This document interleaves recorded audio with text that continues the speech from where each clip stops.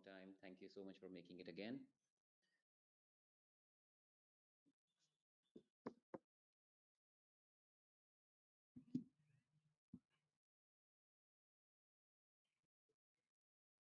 One of the biggest registrations that we've had was from Zozo Day, actually.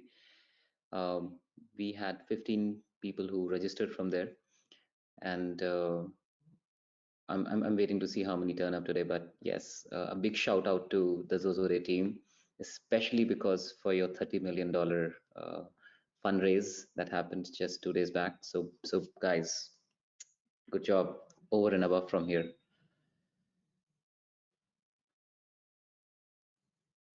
Ganesh, who's the vice president at Experion, is here. Ganesh, very nice to meet you here. Okay, so thank you, everyone. We're going to kickstart things now. First of all, thank you everyone for joining in, taking in the time. One of the best things about this particular session today is that we're going to make it extremely practical. We're going to keep it very, very ground level.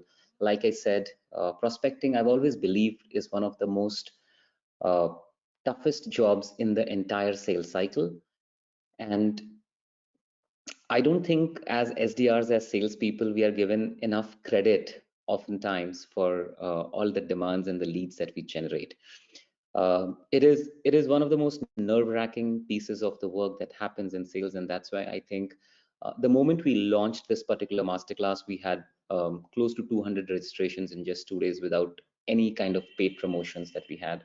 And one of the best parts was that a lot of our friends that we've worked with in the past, a lot of friends that we have spoken to in the last 1 or 2 years, everybody joined in, and the best part about this was that we saw teams and teams coming together.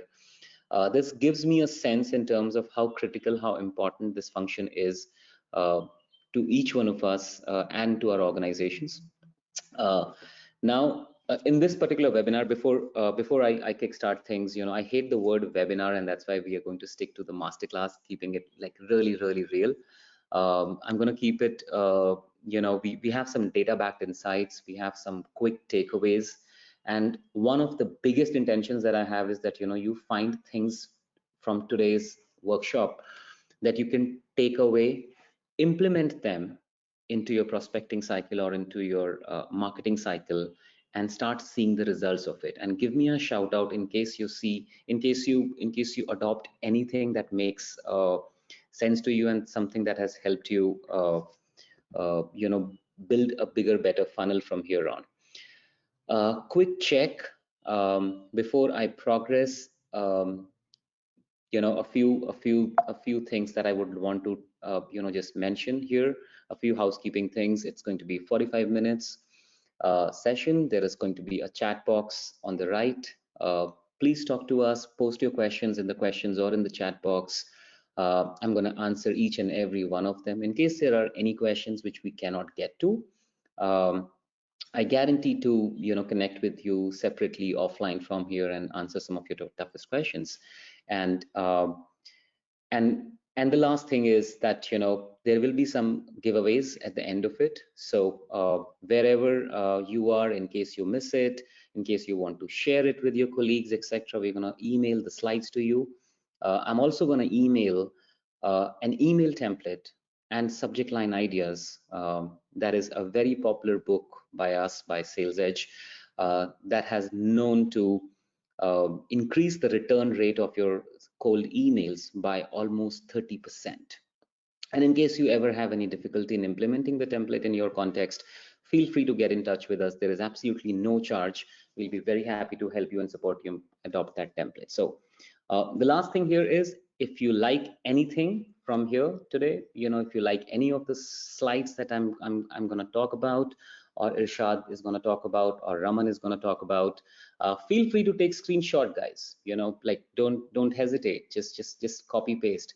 There are some real emails that I have gotten to show and tell you in terms of what works, what doesn't work, and I'll be very happy. But hey, before I formally start this session, Irshad, over to you, buddy. Why don't you just go ahead and introduce yourself, and Raman, you can go ahead next. Maybe a little something about you.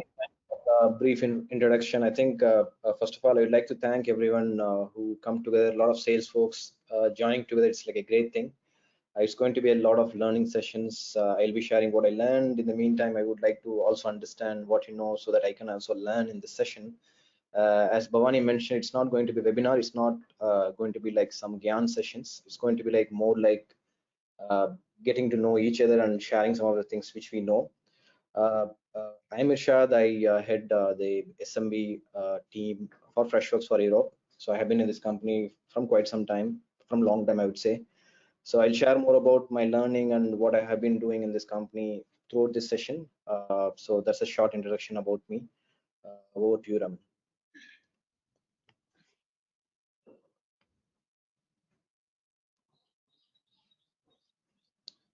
So,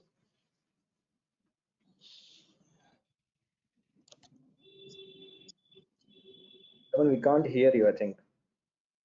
No, we can't hear you. Hey, are you able to hear me? Yes, yes, we can now.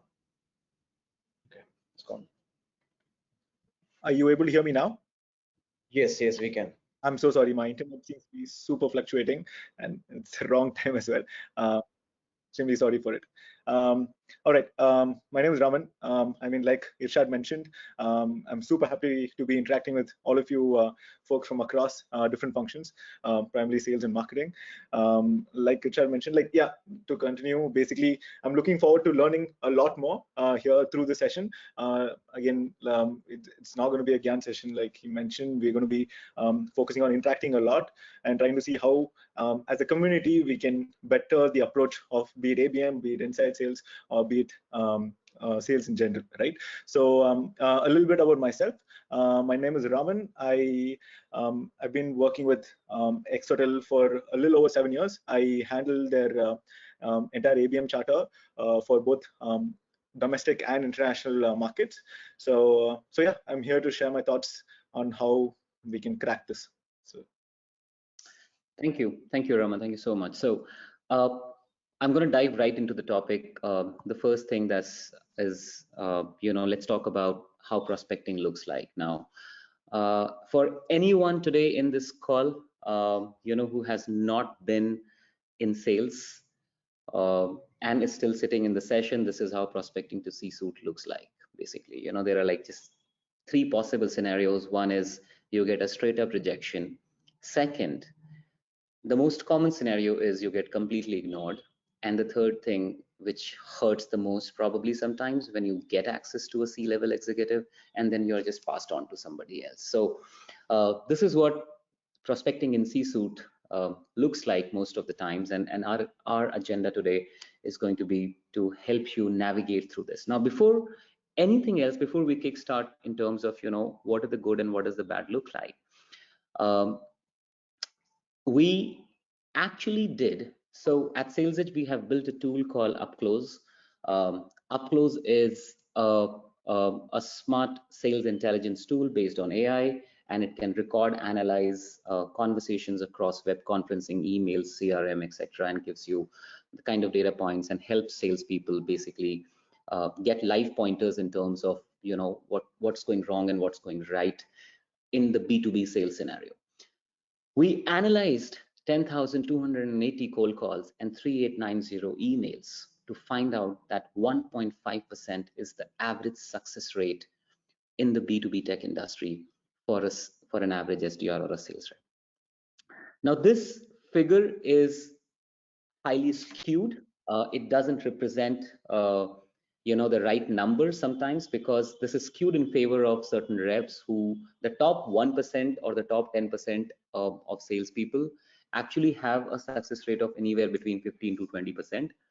Now, most people actually fall between this 1.5 to 2% success rate, and this is something that makes this really tough. And the number one reason what we have seen behind this is that most sales reps who are asked to prospect, or SDRs, they are not trained properly into a consultative or a value-based way to prospect and sell to senior decision makers.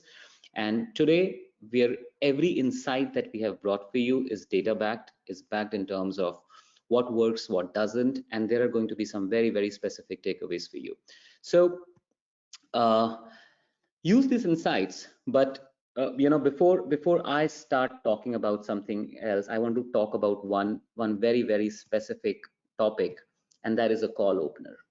Now, this is the moment, this feels like a stormy sea under any circumstances, irrespective of the years that you've spent in the industry, cold calling. Sometimes, the first 15-20 seconds are extremely critical in case of any cold call, and the first 15-20 seconds also feel extremely stormy in the head, in the heart, and you're palpitating, your heartbeats go high, and you're like thinking what to say, what not to say, etc. And I want to have and I want to give away a quick trick in terms of what you can do the best in this case. But before I go and talk about what we recommend, I'm going to go to Irshad, and I'm going to go to Raman in terms of what are your thoughts in terms of opening the calls when it comes to in a cold call. What are the best practices that you have seen, and what has worked for you? Okay, so let me put you said there are two things when it comes to your cold calling, right? Where people, so two scenarios when it comes to sales itself in our own SaaS today. When it's inbound, where people come and sign up to you, where it's sort of an easy sale, right? Where the customer comes with some intention. There is another thing where you go and reach out to the customer to understand and sell something which customer is not aware, right? So both the thing, one thing what we have seen is when people are coming with some intention of buying or not buying, then it's more about talking on about the customer rather talking about you. Either they come for you for a product or a service. Say the initial latcher is where you speak more about the customer is what is work for us, both in inbound and outbound from a first 30 seconds perspective. I think that is one of the thing what I think that's a basic thing, but it's very important for us to talk more about customer than us. So then customer tend to listen to you, then you can take the conversation from there is what is worked. Thank you. Thank you. Raman, do you have a perspective in this? Yeah, I mean, building on what, are you able to hear me? Yes. Okay. Yeah, building on what Irshad mentioned, I think it's very important to address the customer whom you're talking to. I think doing prior research about who you're talking to and what do they hold responsible to, and what do they hold responsible of. I think that becomes very important. Having again, going for a cold call should be going for a meeting, right? So I think you need to prepare really well before you even get onto a cold call. I think that is something that most of us don't do. At least, in fact, I initially didn't do that, and I've seen the kind of responses that you get. So if you have a good idea of who you're talking to and what are they looking after, I think it makes a lot more sense. You can add a lot more value to that particular call, and you'll be able to build a relationship on that call, and that is what you're looking for at the end of the day. So so knowing your customer and knowing your prospect really well really helps. And also trying to see how you can add value to that particular customer in a way that they can relate in a very short way. I think if you can get these 2 points nailed, I think you should be able to crack the cold call synergy. Thank you, Raman. Thank you. One of the things that I would strongly recommend, and if there is one thing that you can take away, and I don't care if you forget the whole masterclass, if there is one small adjustment that you can make in your talk track, please stop asking, is this a good time to talk? When we analyzed the number of calls that we did, the reps using is this a good time to talk versus the people who used a personalized hook to open the call, the success rate was almost 3.5x versus the people who opened this with.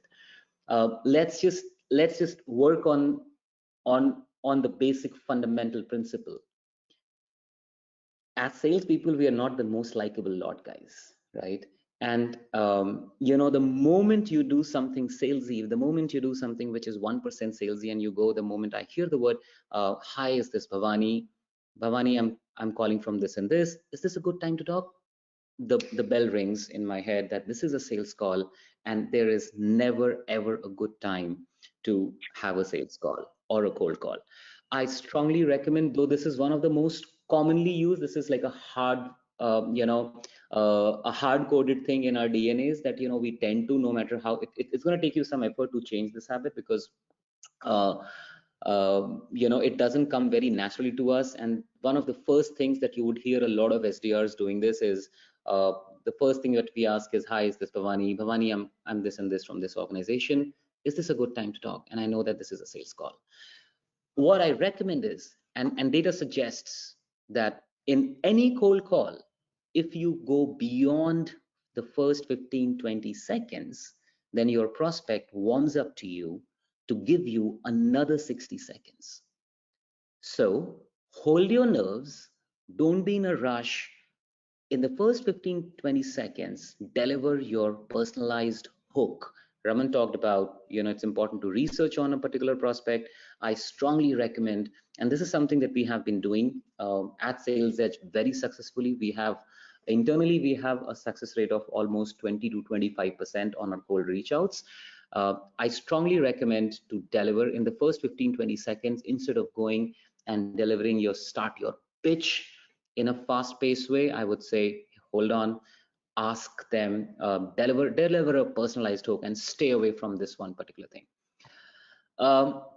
This is something that is really interesting, everyone, and this is something right from my own call script that I'm talking about. Please do not, like I said, please, your first intention in any cold call is to get past the first 15-second mark. If you get past the first 15-second mark, there is a 90% chance that your prospect, your suspect, is going to give you another 60 seconds to talk to, where you can deliver your elevator pitch, build some credibility, gain the tension, execute your call to action. But this is something that you need to do, and that is why I want to point out that the first 15 seconds should always be about a personalized hook. Now, there is something that I have been doing very, very successfully. I ask them a small question, something like, "How have you been?" And it acts as a jolt psychologically to them. And 8 out of 10 prospects, when you go, "Hey Mitch, this is Bhavani from SalesEdge. Congratulations on your recent funding, blah blah blah. How have you been?" And that is just delivered in like 10 odd seconds or 12 odd seconds. And I ask them, "How have you been?" 8 out of 10 times people respond, "I'm good. By the way, what is this about?" Right? And that helps me get past it. And most importantly, you come a little less across as a salesperson. And this is something that I've been talking about in all my workshops all this while, that the number one rule to selling B2B solutions is, do not get caught selling, guys. It's tough. It's tough when you are an SDR and you're making cold calls and you're trying to generate leads, because during the prospecting process, the amount of the talking is very heavy from the sales side. But asking this one little question has made me improve personally my own cold calls by almost 30 to 35%. And then my next thing is, so even before somebody asks, and this is what happens, most CXOs you're going to call, they are experienced senior executives. They know in very quickly that this is a sales call who's people are trying to sell something to me. So even before they ask me what is it about, I go, "Mitch, the reason I'm calling is," and I deliver a reason. Now this is scientific, again, data backed. Sometime back, Xerox did a very interesting study. What they did 2 separate experiments. In one, they had this set of people where people were standing in a queue to get their copies made from a copier machine. And one of their guys went up to them and they said, he cut the queue and he said, "Hey, I need to make can I cut the queue? I need to make copies. Can I cut the queue because I need to make copies?" And they were obnoxiously successful, even though the reason that person was giving was absolutely absurd, right? I mean, everybody was standing in that queue to make copies. But this is how a human brain reacts to reasoning, and this is so important. that, and that is why I always go with, hey, the reason I'm calling is this, because as humans, as people, as senior leaders, people are open to logic, rational, and reasoning. Xerox they went ahead and they did a second part of the same experiment, where what they did was they went to this very noisy club, where it was all filled up and people were sitting out there, and they started asking for seats. So the researcher would go to a bunch of people who were sitting, and this was like a noisy club, guys. Okay, so they went up ahead and they said, hey, can I take your seat because I have a nose? And this is the exact sentence. Can I get the seat because I have a nose? Now again, the reasoning was so absurd, and they had a phenomenal success rate in terms of asking for those seats, because it was so important. And they figured out that that people are open to reasoning, and this is why I strongly recommend to follow these three things. We do not have enough time. It's just a 45-minute session, but here's a quick takeaway for everyone, that try and adopt this. See if you get any success. Give me a shout out. Take a screenshot of this thing. Give me a shout out if you see any success here. Now, before I talk about the third point here, Raman and Irshad, I'm gonna get you involved into this discussion. Either while we are trying to, either when we are trying to, say, qualify a certain prospect who's come via inbound, or while we are making an outbound call, a lot of experts suggest to avoid going into a detailed kind of a probing situation. What is your experience, and what do you recommend, when you, Irshad, you first, because you handle a lot of inbound inquiries, your team qualifies them, sets up the meeting, etc. What is your go-to thing when it comes to inbound? Is it any different from outbound? What exactly that happens there? Yep. So when it comes to inbound, right? So I'm latching on to the point what you said. Let me start with that. Talking is different from asking questions, right? So when you talk is different. When you ask questions is different. So even when coming when it comes to inbound perspective, we have different level of customers who sign for a product. Let me put this across. Usually in a market, you segregate the customer based on the employee size. Either it will be like a startup company or SMB company or a mid-market or enterprise company. This different set of customers have different intent of buying, right? So when a startup company is coming to you, when you're making a call to a startup founder or a person who signed up from a startup, mostly they are the people who are running the show, right? When you speak to them, the first thing, you cannot go and say that, hey, this is what my product, this is what I do. But their mindset, their intent is something different. For them, they solve the problem of that day, not for like down the line 6 months or 1 year. That's a different startup problem. So what they really look at, that is what the basics I'm talking about. You have to understand when you're speaking to the segment of the customer. So when you're speaking to a startup founder, you have to solve the problem which they are facing on that day. That means you need to give the solution which will be helpful to run the day-to-day operations.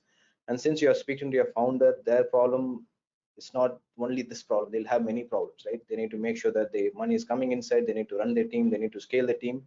So that means you need to handhold them a lot. So when you give the confidence of these two pieces, hey, you know what? I give the solution which can be solved your problem within today, and also I can handhold you to make sure that you can run the show, and I make sure that the solution is deployed or product is given. They'll be more than happy to speak to you. When you talk about Okay. the other set of customers like SMB customer or a mid-market enterprise customers, they might have a solution, but they'll be living with a problem, or they might not know what is the problem they are facing. Then your conversation with them might be different, right? You cannot go and pitch the same thing to each and every set of the customer. Uh, uh, Let it put it short. When it comes to hand holding this customer, your pitch should be different for different set of customers, that give you or yield you more result than going like a plain vanilla approach to speak to all the customers in the same way. Right. Thank you so much.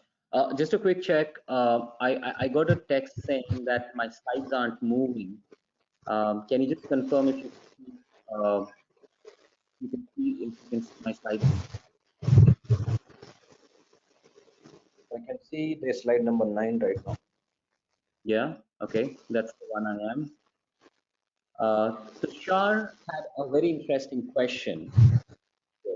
Tushar has asked me if I can give an example of a personalized hook. Yes, Tushar. Give me 5-10 minutes. I've actually posted my real life examples.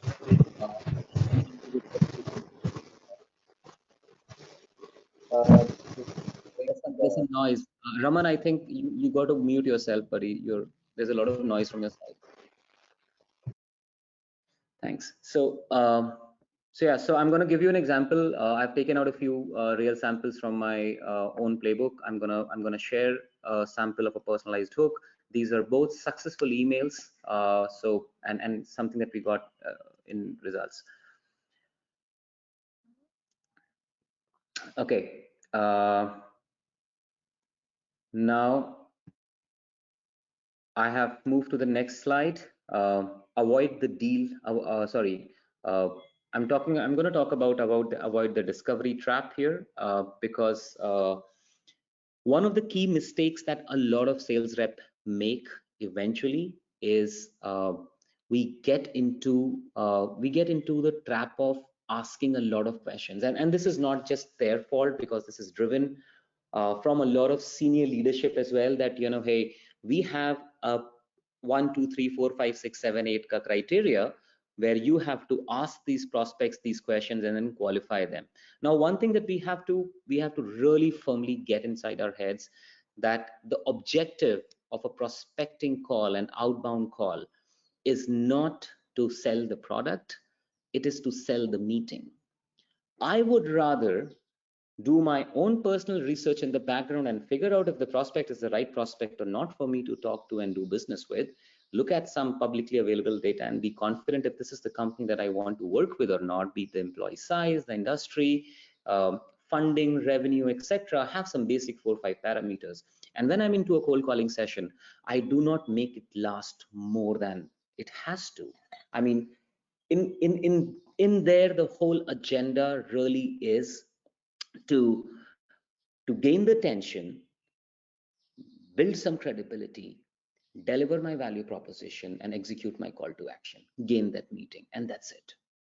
Please do not, and even if you have to ask a few questions there, make sure those questions are asked to sell the meeting and not sell the product or the solution.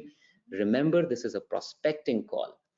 This is not a sales call. I hope you can still see my screen. I'm on the slide number 10. There are like big goggles, that these are visible. You have to change it, Bhavan. It's still you're in 9. Oops, something is strange. Yeah. Okay. So I'm just gonna. Yeah, it's okay. Moves better like this, right? All right. So thank you so much. I have an old friend, Arpit here. Arpit, thanks for messaging me, and thanks for making it to this masterclass. Now, the next thing that I want to talk about, we're almost at 4:30. We've got another 15-20 minutes left, and I've got a few important points to talk about while we are here. And again, Irshad, I'm going to come back to you and ask your take on it. Your team does a lot of prospecting on on emails, LinkedIn's. You guys run a lot of marketing campaigns to get those inbound leads. What is the best practice that we can all adhere to? If you can just break it down into 3-4 simple actionable steps for me, it would be really, really helpful overall. So again, I'm going back to basics, right? So I think when we are growing big in a career, as you mentioned, we tend to lose on a lot of basics. So at any stage you're selling to a startup or any company, first thing you need to understand is what is that you're selling, right? And who you're selling to.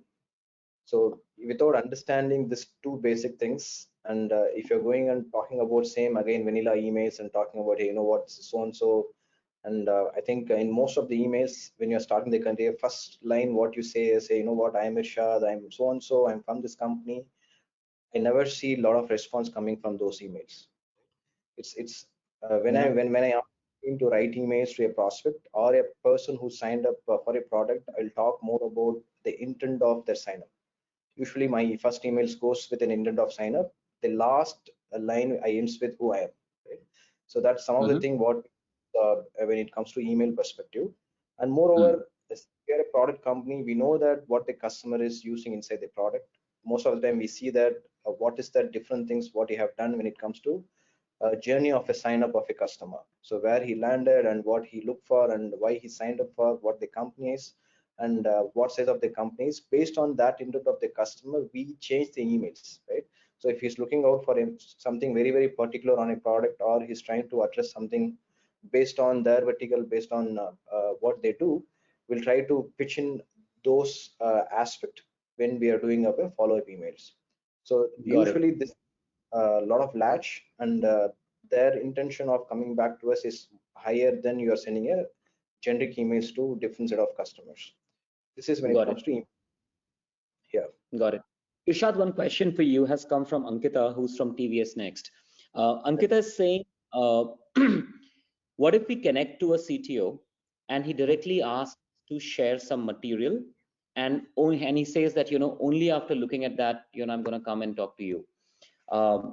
But we know that it can turn out to be a good opportunity. How to handle this kind of a conversation?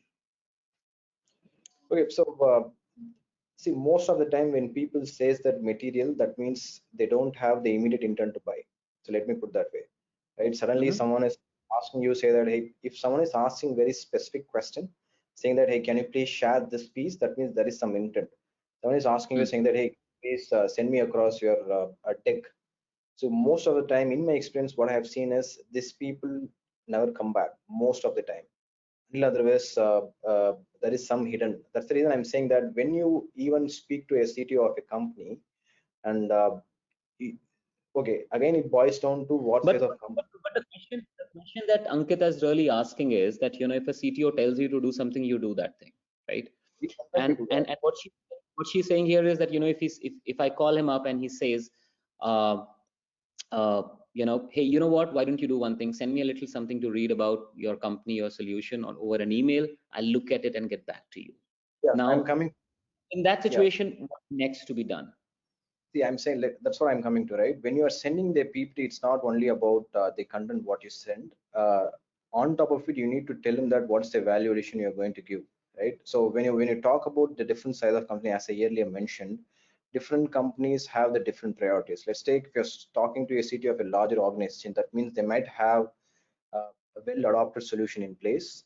They might not knowing what the problem they are facing at all. So that means as the person who is sending an email, you should identify what the problem is, and you should educate them. This is some of the piece which we can able to work together. Will they be interested? Will they not be interested? That might be a lash to a CTO, right? You're saying, hey, this piece, I see that we can work together. On top of it, yes, you can go through this particular deck where you can identify more details about the organization or about the product, stuff like that. So without putting a lash on the conversation, if you plain vanilla, you send one of the content to the CTO, they'll never come back to you. This is from my experience. But you need to tell them what is that, where you can work together, what is the possibility you can have conversation with by going forward. So that's something you need to add on top of the content what you send to a C-level guy. Yeah. Ankita, my take on this is very similar to what Irshad talked about. Simple two things. One, you would have to send, right? I mean, if somebody asks you to send a material over an email, or they say that, hey, send me something to look at, I'm going to come back to you. Yes. And one important thing that you need to remember, that these are the cases which have a 90% chance of getting cold after the first call, and this is possibly a polite way of brushing you off, right? They have picked up the call, they want to be polite to you, they don't want to say, hey, you know what, I don't want to talk to you, they don't want to hang up, they say, okay, theek hai, you send me something to look at and I'm going to come back to you when I can. So basically you do that, but I'm going to show you, Ankita, a format, a template that you can use, which will probably help you nail this next step a little bit more. Now, I hope you can see Slide number 12, everyone, be a yes if you can. It's called the winning email formula. Lavisha, just confirm it back to me, please, if my slide number 12 is looking. This is called the winning email formula. Lavisha, I hope Yes, it this is. is okay. Perfect. So, so to everyone, this is something that I wanted to talk about. How you send that first communication is so critical, and I wish so SalesEdge has this Basho framework, which is one of the most powerful ways to prospect senior decision makers in the world. And it's not enough time, Ankita, to take you into detail, but what I would say is, first of all, take a screenshot of this and try and implementing this. Second thing is, when you draft an email that you have to send, stay away from a plain vanilla, just, hey, here's my solution kind of a email. The first thing is you need to keep in mind is that please make the email a little more readable, because one of the worst things that happen when I get hit by prospecting sales emails, when there are long cluttered paragraphs, bold link, attachment, attend this, here's my Calendly link, etc. No, please stay away from all this. If I'm interested, if you're able to get my attention, gain my attention, and build that credibility, I will come back and explore it with you, right? The first thing is that when you draft these kind of emails, you need to keep the length maximum to 150, 160 words, or a better measure is it should be one scroll on my phone, like, sorry, no, zero scrolls, like it should be visible in this size of the screen, maybe like a little bit here and there, and that's about it, right? So keep it 150, 160 words, and each paragraph should not be more than 3 to 4 sentences. Second important thing is, when you're sending the CTO an email, write something personalized about them, about their company. And I'm going to talk about this in a little more depth in just a moment. The third thing that you need to do in your email is identify a problem you solve, and do not talk about the features. Remember, it's an age-old quote that people talk about: sell the problem, not the product, but it's tougher than to implement this than what it may seem like. So you need to really take a case study approach while you're resolving this. Talk in simple English words in terms of what are the most common challenges. And I'm hoping that your marketing has built that buyer persona for you, and they've made that buyer considerations, which you will look at. All right, a CTO from an aviation, these are the buying considerations, and these are the most common challenges that they face, and these are the most common problems that they're going to talk about, and how your solution, your product, your service addresses that in simple English language to that. The next paragraph, so basically this is the main body here, okay? The next paragraph right after that has to be the impact, right? And one very important thing, okay? Please take a note of it. If you're sitting with a pen and paper, this is something really important, folks. Do not put random ROI figures in your first reach out emails, because it makes it look very, very uncredible, okay?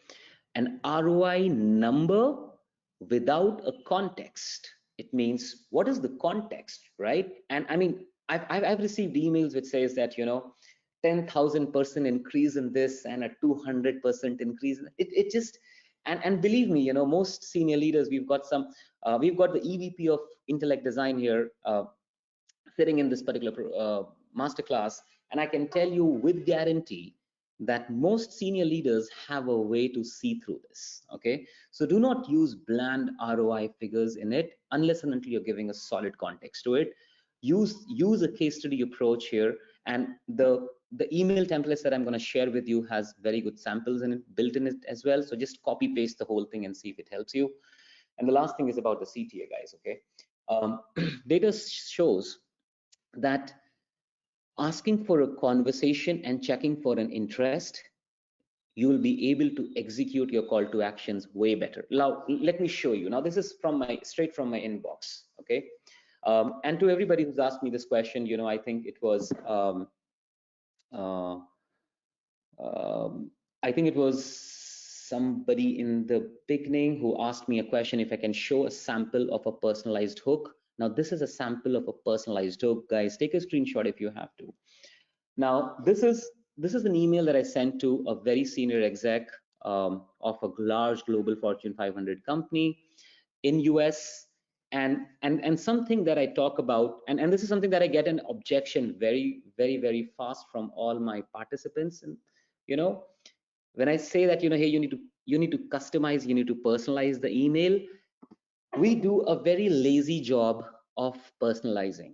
Now, when I say personalize, I don't mean that you personalize it or customize it and leave it at just, hey, congratulations on raising $20 million. No, that doesn't cut it, because that is a very lazy approach.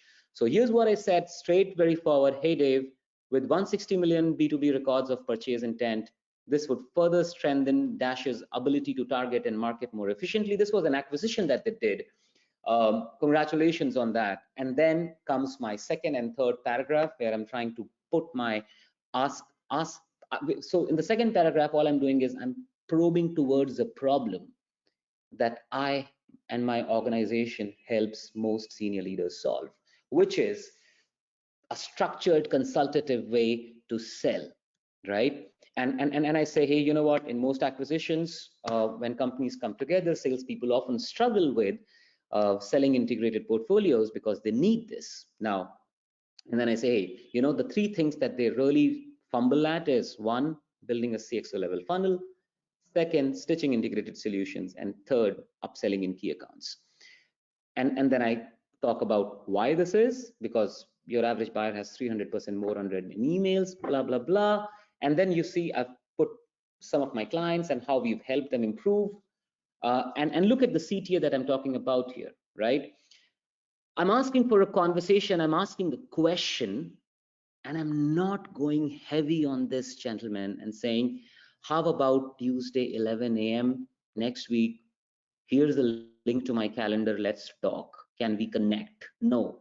Even before I connect, I need to earn the right to ask for a meeting. And this is what I'm doing here, straight up, right? I think this is just like 130, 140 odd words, like one screen of the mobile. And I got a response in like 30 minutes of this email going out, because Dave said that, hey, Bhavani, this is a huge challenge that we are facing today.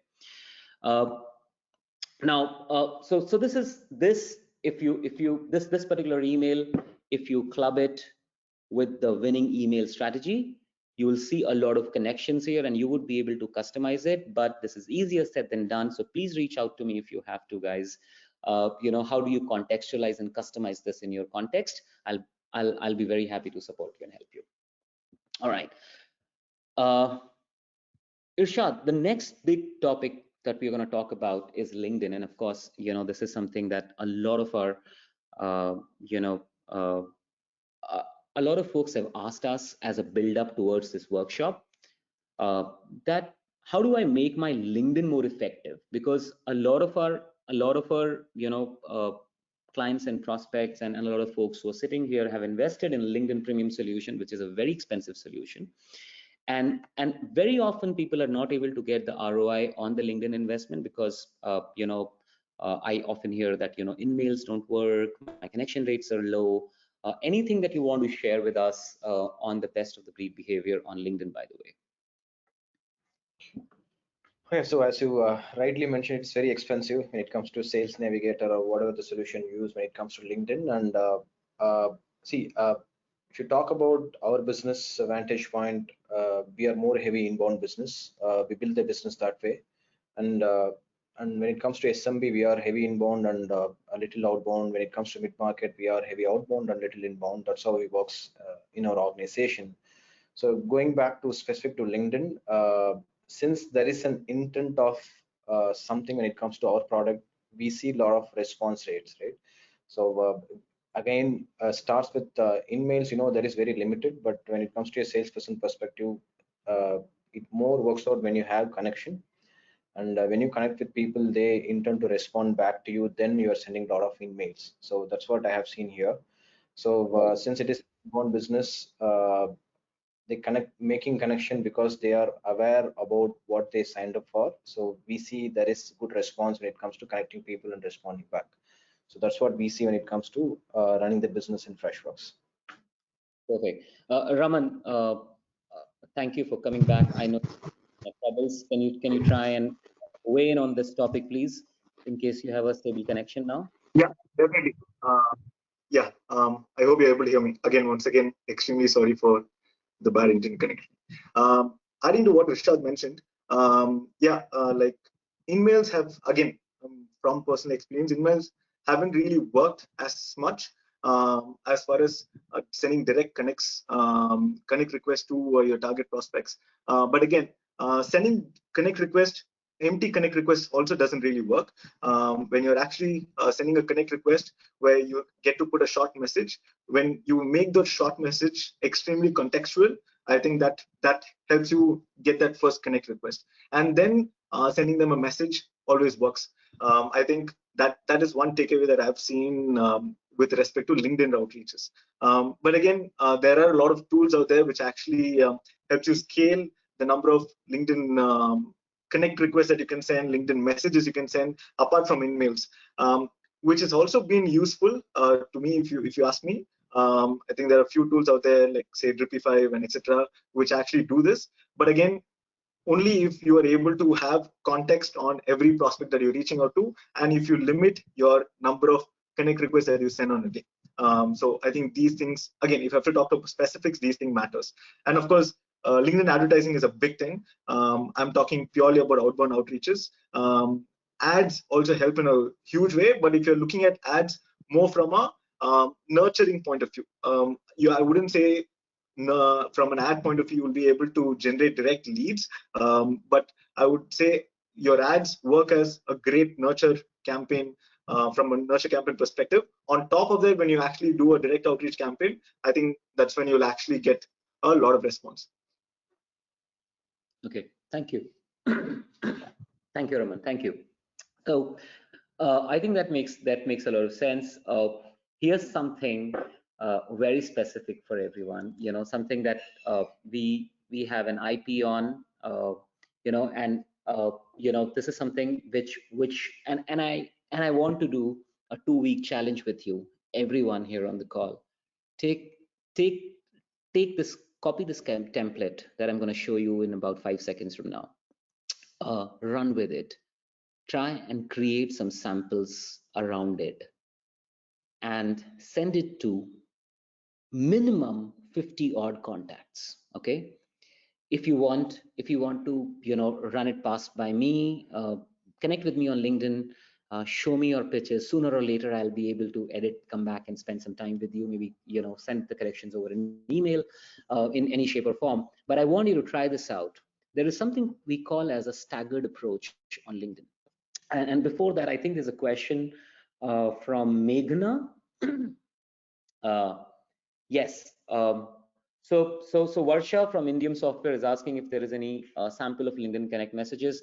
Varsha, yes, there are, and I'm going to share that with you. The ebook that you will receive will have some samples of the LinkedIn connection notes, but I usually keep it very small, like 40 odd words. You know, there's a word limit already there, but I never ever send a blank request. I mostly say, I try to establish a sort of a, you know, little connection going between them and me. So I always go back and say, hey, you know what? So something like this, you know, hey, Varsha, I noticed that scaling B2B businesses and enabling sales teams with the right processes is a common expertise between us. Would love to connect and you know, would love to connect and exchange notes on certain topics. Regards, Pavani. I just, you know, something very basic, simple. The trick here again is, do not try to sell in your connection note. Don't beat your pure bands too soon, too early. There will be a time for it, because the first thing is to connect with them. Now, here's something what we call as a staggered approach, folks, right? Now, in the staggered approach, what we say is, we staggered, as the word means, we break your entire reach out into 2 parts, right? So part 1, let's say, is the customized hook that you deliver, and then once you receive an acknowledgement on that, then the part 2 is delivered, which is your pitch, right? So here's a sample of it. I'm going to explain this to you, and this is a real email that was sent by Rebecca very recently. This was again extremely successful. So if you notice here, this is the LinkedIn message that she sent right after connecting with someone. And again, like I said, do not be lazy with your personalization, because it does not matter how many emails, how many messages you send in a day. Even if you can send 20 top-notch premium quality touch points, you will receive 2 responses, and that's all you and I need and your organization needs, right? Now, if you look at this particular reach out here, this talks about, thanks for connecting. I saw your panel discussion at this and couldn't agree more with your thought that in this digital world, data allows us to offer tailored solutions, right? So this is a personalized hook. She's quoting what this person had said. And then she goes on to say, I'm curious to know your perspective on how these customer facing roles like pre-sales, solution architects, delivery managers, etc., are evolving. And as the clients now expect them to not just provide the technical know-how, but also advise them on how to grow business, blah, blah, blah. And she ended this message with a little question, as asking business level questions doesn't come naturally to these roles. What do you think would be a game changer here? And immediately, like within half an hour, we received a response from this particular gentleman.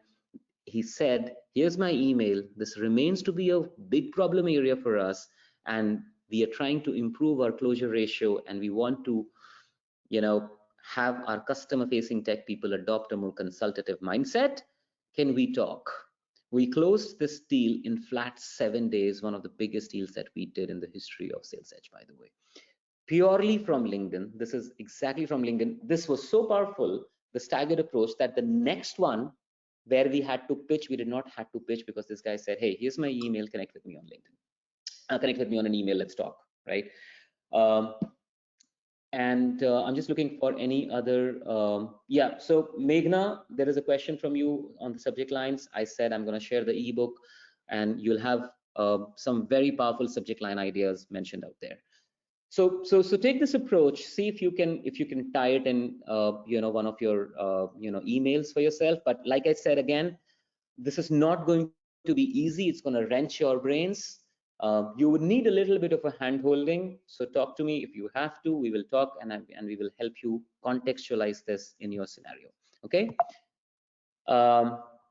Now we are towards the end of the whole thing. And one last question that I want to ask both Raman and Irshad. Irshad, this is something that a lot of our clients ask us, because not every organization is as lucky as a Freshworks or an Exotel to have a huge inbound inflow, right? But if we have to build a super successful team of SDRs or salespeople, what are the key things to keep in mind? How do we hire? How do we train, coach, enable them? What are your 2 pence on it? Just quick 1 or 2 pointers would be very helpful here. Okay, so when it comes to, okay, I started with a first salesperson in Freshworks long time back. So we not even had a team, right? So I joined 10 years back. So it is very difficult for any startup to build a team when you are very small. So people hesitate to join your team or hesitate to sell a new product. They don't know how that's going to pan out. These are all the questions when it comes to a salesperson who is joining a small startup or a larger organization when they are not very successful. What we did is we started hiring the combination of a lot of freshers. So that's what we did. We bunched a lot of hired a lot of bunch of freshers, and we slowly started training them who had some of the capability of sales. Right? So that's how we started, and then we slowly started putting the people who are experts. Right? Initially, we don't want to hire experts. Initially, we hired the people who are like a foot soldiers. Then we started training them. We started the building team. Then we slowly started hiring experts and feeding them inside the team. That is the initial step of building the team. What we did. Then so it's can I just interject you and ask a question on behalf of everyone here? Especially our all the companies who are SMBs today, that range between 300 to 500. It's a chicken and egg story, okay?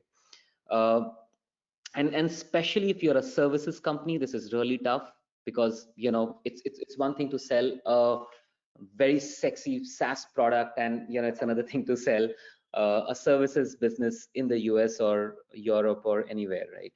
My question to you is, here is that, before I go to that stage where, I scale up my SDR organization, when I'm still with those 3 or 4 or 5 people, how do I make that successful? Because once that becomes a run rate, I will automatically promote someone, they'll become a manager, and there's going to be a flow in the system. But how does that initial first year look like for me, and how do I make sure that, I make this team very, very high performing?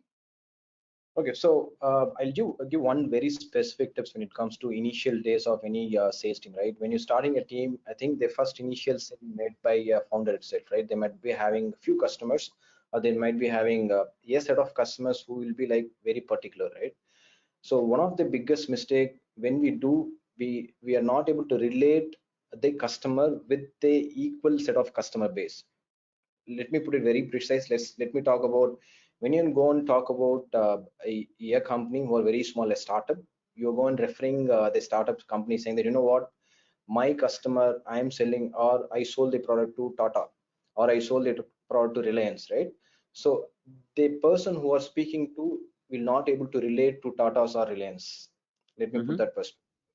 So when you're building a initial team, you need to first understand that where you need to tell the customer how they can relate. For instance, if you're going and selling in Chennai, or you're going and selling in Mumbai, refer someone who are your customer part of Chennai or Mumbai, rather you're talking about Tata's or Reliance, right? So that gives us the initial kick of getting the sales. They should relate them. So most of the scenarios, what happens is when you're speaking to SMB customers, when you talk about enterprise, they suddenly think that, okay, this is too big for me. Right? I don't want to deal with this customer because they're dealing with a lot of large enterprises. I don't know how I can able to fit in. I don't know how I can able to accommodate this bigger player in. Yeah. Right?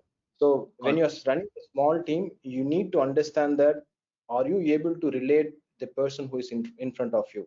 So that one basic thing you need to start doing. That's the reason I'm saying that whenever you are building a team, you have to educate your team that when you get to connect with people, first you need to relate yourself with the customer. That's the first step. When you start relating the customer, then you can refer all the large customer or small customer based on your conversation, based on how deep you go. Then you can able to make and break and move forward. So that's the basic thing what you need to do when you're building a team.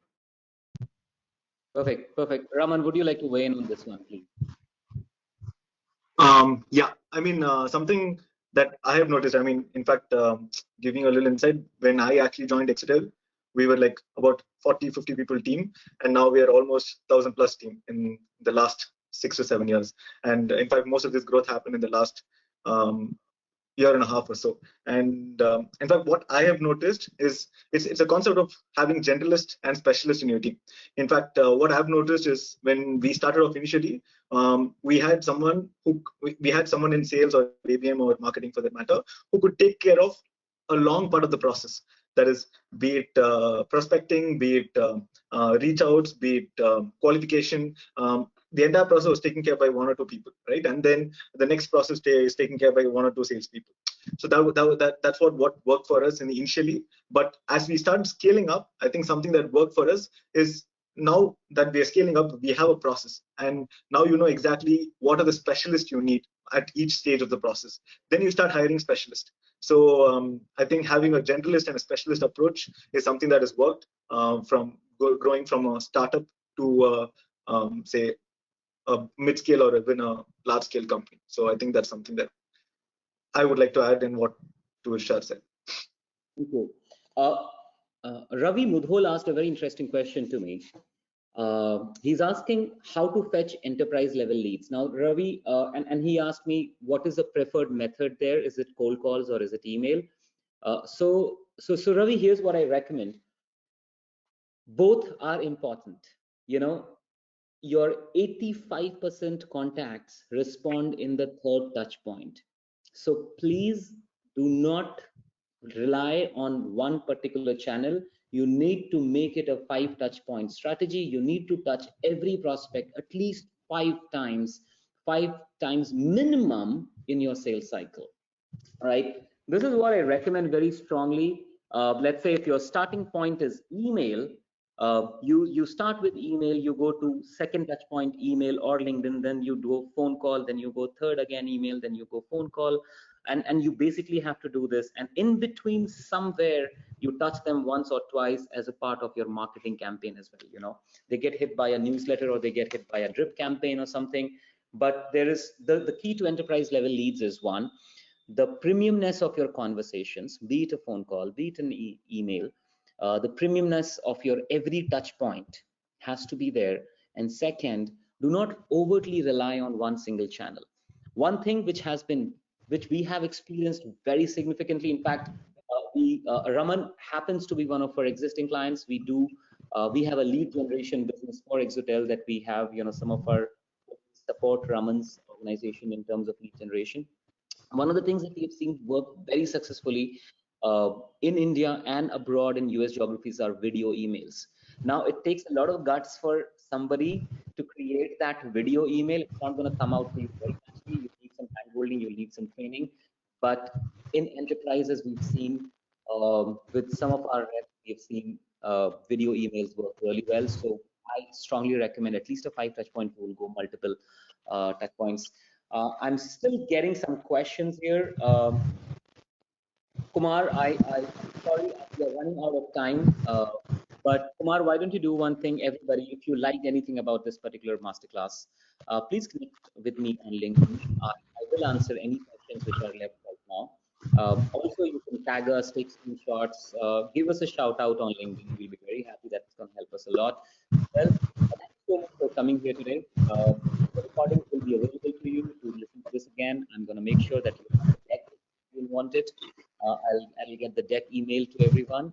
I'll also have the subject lines and email template in your inboxes in 24 hours. And, Raman and Irshad, thank you so much for making this.